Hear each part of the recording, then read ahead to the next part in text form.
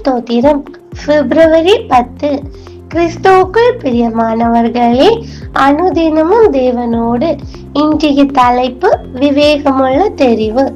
வீண் சிந்தனைகளை நான் வெறுத்து உமது வேதத்தில் பிரியப்படுகிறேன்.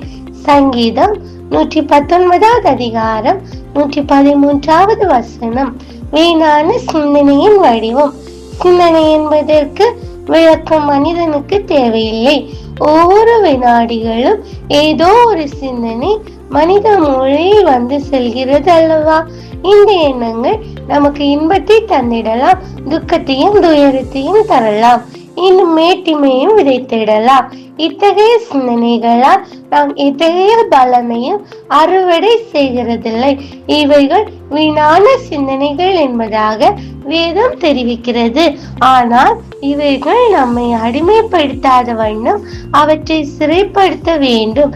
ஜனங்கள் விருதா காரியத்தை சிந்திப்பானேன் என்பதாக வேதம் நம் ஒவ்வொருவரிடமும் கேள்வியை முன்வைக்கிறது. நீ தேவனுக்குரியவைகளை சிந்தியாமல் மனுஷனுக்குரியவைகளை சிந்திக்கிறது என்ன என்பதாக இயேசு பேதுருவிடம் கேட்டதை நாம் வேதத்தில் பார்க்கிறோம். சிந்தனையை வெல்லும் வேதம். சிந்தனையை மேற்கொள்வதற்கு முதற்படியாக வேதத்தை படிக்க வேண்டும்.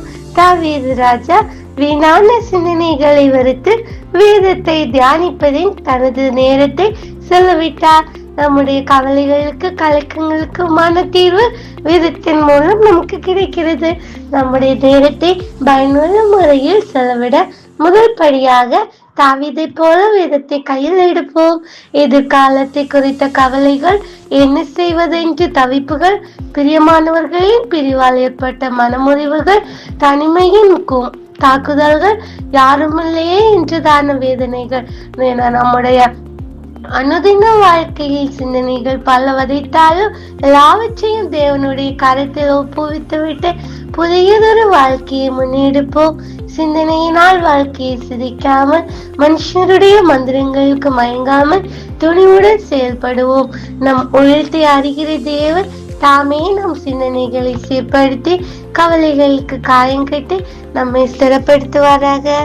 ஆமீன்.